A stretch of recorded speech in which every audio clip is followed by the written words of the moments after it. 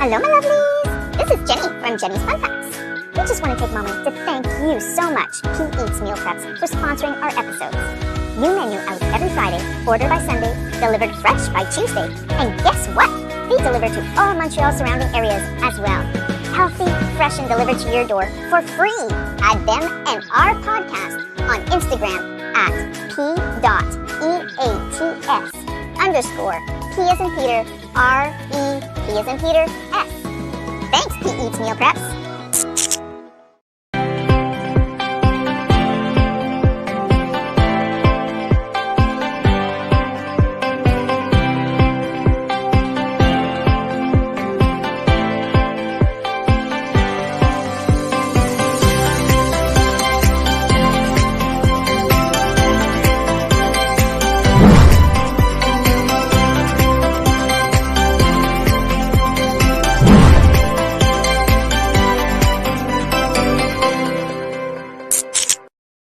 Welcome to Noon Hour Out of the Box, episode 32. Thank you all once again for joining us. Your constant love and support is so appreciated by Robert and myself. Another huge thank you to our producer, Jenny DuHaime, who makes all this happen. And of course, my incredible good friend, co-host, and mentor, Mr. Robert D'Alessio. How are you today, Robert? I'm doing just fine, Esther. I'm excited to be here. This is a very interesting subject. This is something that you hold dear to your heart because just last week we were talking about this, and now we're almost 2 weeks in, and of course, the rest of the world wants to know what's going on right now with this situation that you've been hacked on Instagram. So since last week, I have had 4 verification letters sent to me from Instagram once I prove that I am who I say I am. And each time I try to retrieve my profile, I get into this loop where they again ask me all this information, or they send it to the hacker because they have changed my cell number. They have changed my email address. So I'm sort of in a vicious circle. But there are other methods now that I will attempt to do to maybe get out of that cycle. It has been very frustrating, very confusing. I truly feel violated. I am so sorry for all the people who have been bothered and harassed by these hackers. And the analogy that I've given people is that my house has been broken into, they've ransacked my home, and they've taken the keys and thrown it away. So it is, it's a difficult situation. And what really, really bothers me are those people who have been following me and who are my friends, who they themselves got hacked. That is the worst part of it all, that because they trusted me and believed in me and thought, in fact, it was me, that they listened to what these hackers requested of them. And the interesting thing is, Robert, that these are not bots per se. These are people, because they interact with you. They respond like, what's going, you'll say, I need help. And they go, oh, what's going on? And they'll give you a response. And sometimes they'll even converse with you further. So it appears to be an actual person. But, please beware, the minute that they ask you for any kind of link, whether you click on it yourself, and please don't do that, or even if they ask you for a screenshot, which they asked of me, right away they can get in. So this was an error that I made. I did it, and I realized 3 seconds after that I made a mistake. I actually tried to block them. I retracted the image that I sent them, but it was too late. But it's such a nightmare, Esther, because what happens is that you have a lot of your people, like every 5 minutes, you're getting phone calls. Hey, Esther, what happened? And you have to explain the whole thing over and over and over again. And it's like, it's a nightmare. And you have a lot of followers and friends as well, am I correct? Yes, I've been very blessed in that respect. However, a lot of people are so frightened now. First of all, they blocked me. And I actually created a new account, and they don't even want to follow me on that account because they just don't feel that I'm trustworthy, or that, or if it's actually me. Someone actually literally called me, did an Instagram call from Switzerland to see if it was actually me on camera, to prove that it was me. And he's he's a big influencer, so he's terrified to lose his account. So you got to call at 1 o'clock in the morning. That's 1 a.m. Eastern time here in Montreal. That was his time. That was his time. Yeah. But all that to say, to show you, people are terrified because, yes, it's just social media, but, we put everything out there, a lot of us. And for myself, I've been working on it for about, 7, 8 years. I had an accessory business that it represented and then switched it recently to podcasting and acting. I started to get campaign for brands. It was also a little bit how I could earn a living as well. So it affected many areas, but the worst of it is that feeling of violation and the horror that I feel of how it affected others who are connected to me.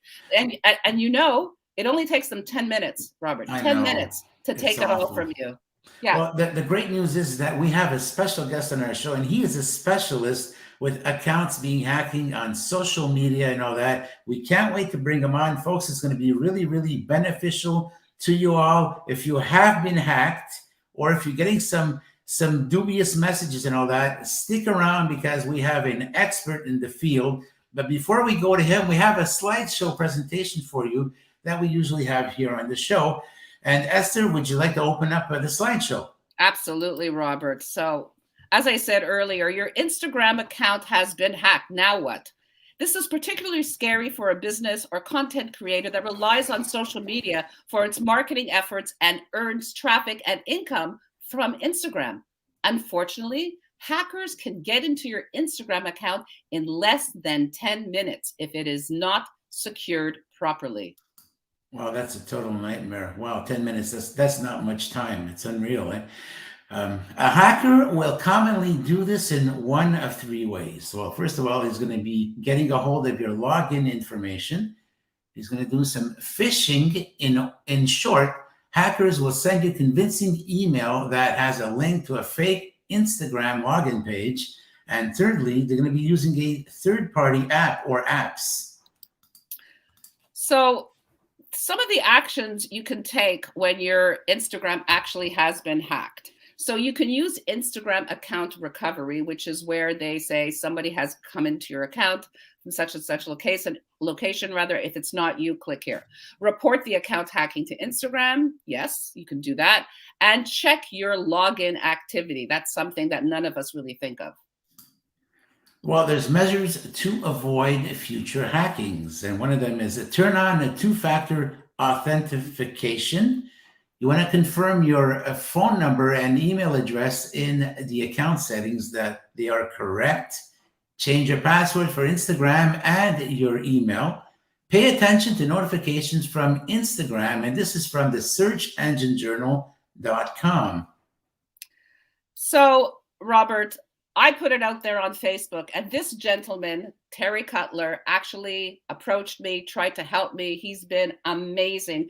I was so appreciative and so in awe of his knowledge that I wanted to bring him on the show. So Terry Cutler is the CEO of Psyology Labs, the author of the #1 Amazon bestseller book, Insider Secrets to Internet Safety, Advice from a Professional Hacker, and the creator of the family-based Internet Safety University training program, and a federal government-cleared cybersecurity expert, otherwise known as a certified ethical hacker.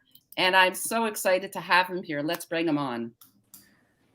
Hey guys, how are you? Nice to have you on our show. Thank you. Good. Yes, so appreciative. So Terry, again, so appreciated that you contacted me. You've been an incredible help. I am curious as to, #1, what is an ethical hacker? And #2, why is this happening so often as of late on our social media platforms? Sure. Okay. So an ethical hacker is basically someone who's got training like the bad guys do. So except we use these skills to defend businesses. So long story short, I started the training back in 2004. So I got the privilege of actually training with the FBI and the CIA and the Navy SEALs that were in my class. And so we flew to Washington for this course. And they basically train you on how to hack systems. So companies hire us and my team to legally try and hack their systems, help them find all the holes before the bad guys do. But armed with this knowledge, I felt that the general public should know how to protect themselves online. And so I do a lot of presentations in schools, like internet safety for kids. I do a ton of awareness training online. But one of the challenges that I had was I couldn't be in 50 places at once. Right. So I put everything into a digital product called Internet Safety University, which currently has over 39,000 students from 150 countries in it. So I go in there, upload new content. They watch it as they will, like Netflix, and try to keep them as safe as possible. So so one of the other to answer your other question, the reason why this is happening so much is because the cyber criminals have so many lucrative ways to monetize these attacks, these breaches that you guys are experiencing, and they charge you like $500 to get your account back. Oh wow! And that's blackmail. Yeah. And what's also sad is not only they can get your information and all that, you have your photos up there, you have personal photos, you got family pictures. It is like an intrusion of privacy. It's as if someone is going through your drawers at home. Oh yeah, and you can't get it back into the house to get him out. Yeah, exactly. Because they secure your account for you, so you can't get into it. Which is exactly what's happened. So Terry, tell us, what are some of the steps that we can take to prevent this from happening? First of all, to our social media platforms, and then to our emails and our computer, as well. Okay, so the biggest thing here is you need to turn on what's called two-step verification or two-factor authentication. This has been around since the 80s and 90s. For those of you that are the older generation on this call, you may have remembered when you used to work for a big company, you used to carry around this little RSA token where 6 numbers would change every so often, and you'd have to use those codes to get into the company. Well, they've kind of simplified this by using your mobile phone. And what will happen here is you'll have an app on your phone. So you'll enroll your phone number into the server. So let's say you're using Instagram. Well, it'll take you 60 seconds to activate this feature. So you go into your account settings, say two-factor authentication, type in your phone number. It's going to send you a code. You type in that code, you're done. But so now every time somebody else gets a hold of your password, they try to log into your account, you're going to receive that 6-digit code, which means they cannot get into your account without that code either. So that's the biggest thing. And right now, a lot of folks are using the same password everywhere, and they're using really crappy passwords. That's the biggest problem right now, like a John123. And unfortunately, it takes under 14 seconds to crack that code. Unbelievable. So they reuse this password on all your accounts through an automated process, and they get to see which accounts they can get into, and then they extort you for $500. Oh my goodness! Now, in my case, they were not. There was no sort of ransom per se. I was trying to figure out what the end game would be for these particular hackers, but they did put out some Bitcoin posts and tried to get people to join and connect with a Bitcoin manager. Yeah. So is that their end game in this case? Is that something you've seen in the past? Yeah. So what's happening is we're seeing, I'll give you an example for businesses. They get hacked, their data gets stolen, and they say, okay, we're going to charge you 2 Bitcoin. And you might be thinking, okay, that's nothing, 2 Bitcoin. Except every Bitcoin now is worth what, $70,000 today? Oh my God! Oh, wow. So it's going to cost you like $140,000 to get your data back. And so because they use Bitcoin, it's kind of like it's a untraceable currency, we'll say. Even though, yes, you can see where the money went to, but you don't see who owns those wallets. So if they're going to charge you $500 to get your account back, you're not going to go to the police and start getting lawyers involved, which will cost you $10,000 or $100,000 to try and recover $500. And so that's what they do. They try and steal your account, but then they go ahead and they go a step further. They go and change the backup recovery codes, which means they can get back into your account at a later time and re-extort you for more. Oh no! Yeah. My goodness. So what about when you're out in public and you turn off your LTE, your network, and using public Wi-Fi? How safe is that? It's not very safe at all. Oh my goodness. So we can use these devices, let's say it's called a Wi-Fi pineapple, actually.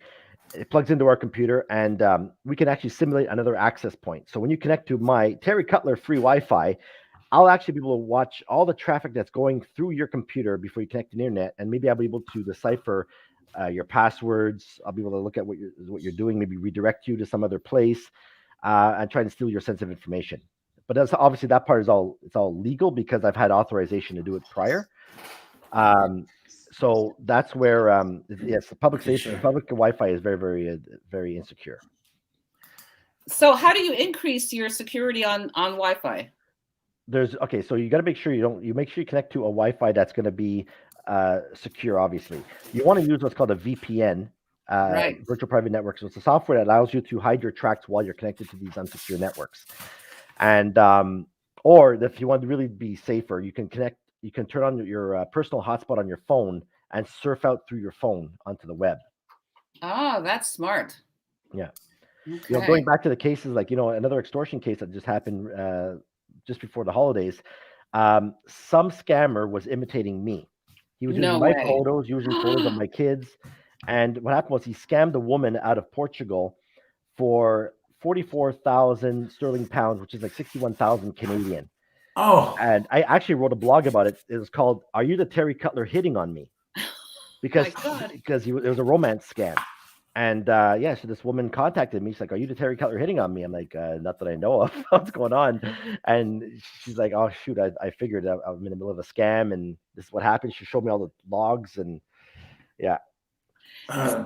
Okay, go ahead, Esther. Sorry. Yeah, no, that's actually something I've seen quite often, that they'll take somebody who has a large following and they'll do a fake profile account on them. And I've seen it on Instagram, I've seen it on Facebook, I've even seen it on Clubhouse. So what is going on with that, and what is their end game? Same thing. It all comes down to money, because people are often asking me, well, why aren't these guys in prison? It's because a lot of times they're coming from countries with a low monthly income. So let's say you're in a low monthly income country. You're making $500 a month, but now you can buy an extortion kit for, let's say, $1,000. It comes with 24/7 tech support from the bad guys. It even gives you a target list. These guys go out and scam people. Now they're earning $3,000 a month instead of $500, right? So, but there are ways to track some of these guys down. It's just that because of all its jurisdiction issues, you can't just go there and arrest these folks. And but there's ways that we can use technology on our side to have them click on links that they're not supposed to, and all of a sudden that reveals what mobile device they're running, what phone carrier. So I've been able to persuade some of these scammers to refund some of their victims. And Terry, talk to us about cookies, because you were talking about using two devices. That's the wrong way to do it. You should always stay on that same device, and notably and a laptop. So what about cookies? Okay, so this was a specific example. It's because Esther was trying to recover her account from two separate devices. So a cookie is basically a piece of information that gets copied down to your computer, which kind of keeps track of what you did on that website, and it relies on that cookie to keep the conversation going, for example. So let's say the server is talking back to your system and the cookie is no longer there. It's gonna say, "Oh, where'd you go? I need to start all over." And next the process has just been reset. And how about when identifying a phishing website, like a website set up by scammers? What are the red flags that you should look out for? Okay, the biggest one are called lookalike domains. So, for example, you go to Netflix.com, but it's got 2 F's in it. Or 3 F's. So you're not paying attention to what it says up top. So the O could be a 0. It's basically looks like the website you're going to, except it's misspelt. And once you're on these sites, you might be able to fill out a form, or somebody will send you a message that says, "Hey, have you seen this new movie on Netflix?" But it's misspelled. And next it's going to ask you to sign in to Facebook or something. And the moment you've signed in, you've actually given away your username and password to the scammer who's waiting for you on the other side in real time. Wow. So you also have a course that you provide. Can you tell us a little bit about that? Sure. Yeah. So the course I put together is for the general public. We'll say internet safety for dummies. We'll say, right? No, I don't like that term, but it's a simplified version of how to protect yourself online and not get scammed and hacked. The issue that I have with this around the marketing side is that I get about 100 calls a year from folks that have been scammed, and obviously to hire teams like us are extremely expensive. So it's hundreds of dollars an hour, and a lot of times they don't want to pay that, or we can't really guarantee the work, because how are we supposed to help recover your account if we can't even it's not us being you, kind of thing. So it's very hard to do the identity verification. So we just show them, look, here's how not to get hacked again, essentially. So you also have a sort of an ebook, a booklet to help people once they do get hacked on Instagram. Where can they find this ebook? It's going to be on psychologylabs.com/shop. But they can always just email me and I'll put them in the right direction because the webpage is still being designed on it. One of the challenge with this hacked Instagram guide is because Instagram changes their method so many times. A lot of times it's hard to find or keep that guide up to date. So our record right now is helping maybe 6 out of 10 people recover their accounts. We have a testimonial on that site of a woman that had over 16,000 followers on Instagram. So that guy was able to help her get it back, but it can't help everybody. Yes, That's I understand. That's why that two-factor authentication is so important. It takes 60 seconds to set up, but a lot of people say, "Well, I don't know what this is. It's too complicated. No one's going to want to hack me. I'm too small." That's my favorite one. No, that's not true at all. And it is so simple because I did create an alternative account and I did it immediately. I just went to secure. I just went to settings, press security. Do you want to turn on your two-factor authentication? I clicked, I just moved the little banner to the left and it provided me with numbers. I, took a screenshot of it, copied it and pasted it, and that's it. So for the next time, I have all these numbers, and each time you use a number, it's not good anymore. So use the following number, and I put it on my Facebook. It's easy. It's just like 2 clicks. It's got to be on every one of your accounts. That's the other thing too. You need to turn on two-step verification for every single account. I had a guest on my live show where her name is Allison. She's a medical writer. So what happened was she had two-factor authentication put on all of her accounts except for one, her Hotmail, because she just receives junk mail on this account.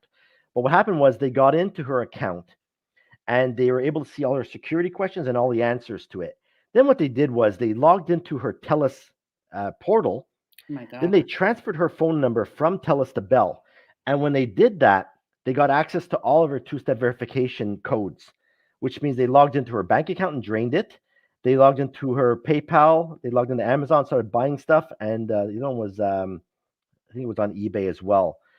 They did this to her on a Friday night after 5 p.m., which means she had to wait till next business day to be able to talk to the banks or go into the branch themselves and for services. But they really turned her life upside down. I have that interview up on my YouTube channel. Oh, yes. Where your YouTube channel is called Terry Cutler? Is that the name of it? Actually, it's Terry Cutler 1. Oh, okay. Yeah, somebody has it already, but it's closed. I don't know. Okay, good to know. Definitely be checking that out. Yeah. And please, guys, but subscribe. they can go to terrycutler.com and all the links for stuff is there. Okay, and I have one more question. So I'm sitting now in front of my laptop. There's a little camera there. I've heard all these stories that hackers can actually visually see you. Is that possible? Yep, we can actually turn on the webcam without the light going on. Oh my goodness! So that's another thing too. Is like everybody puts a tape on their camera, which is great. So people think that, oh yeah, I'm secure. I got tape on my camera, but they don't realize that we can also access the microphone, so we can actually listen to what's happening in the room. So when a hacker compromises your computer, they get access to all the passwords that are stored in your browser.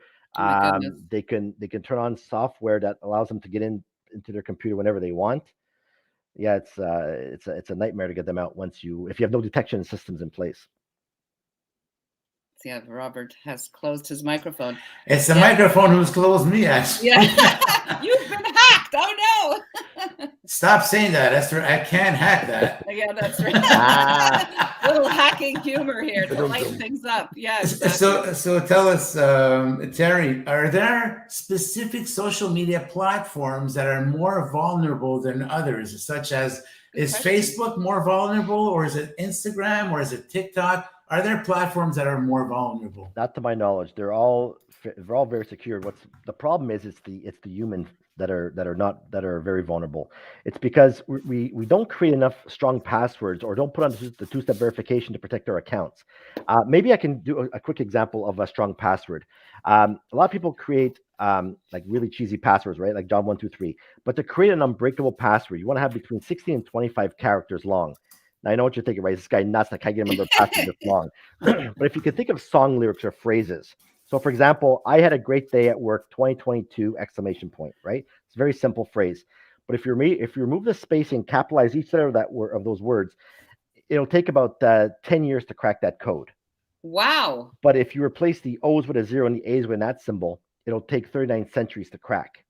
Wow. But there's a bigger problem here now. Is because if, let's say, we hacked into the system and we tried to steal your passwords, but it was unbreakable to crack, we would get access to what's called a hash value. So we could do what's called a pass the hash attack. And by the way, I'm not talking about the good old college days here, right? Right, So right. this is an attack where you can take this information, pass it off to the system, and it's going to log me in as you without ever knowing your password. And this is what happened to the Canada Revenue Agency last year. Remember, there was 100,000 accounts got shut down because of that attack. Oh, And that's why you need the two-step verification turned on, because once the hacker figures out your password, he's going to be locked. He's going to be prompted with, okay, what's your 6-digit code? Well, unless you have that device, he's not going to know that 6-digit code. And you're going to get prompted. You're like, why is it being prompted for this? Then you're going to know that somebody's got access to your password, and you're going to change it again. I have one last question for you, Terry.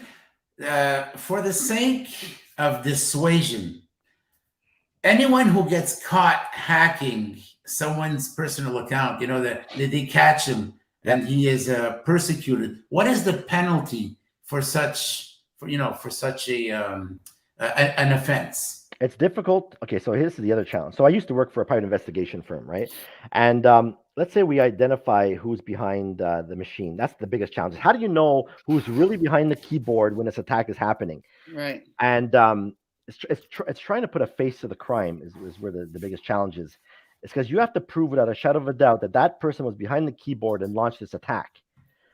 And if you're wrong, you'll get sued.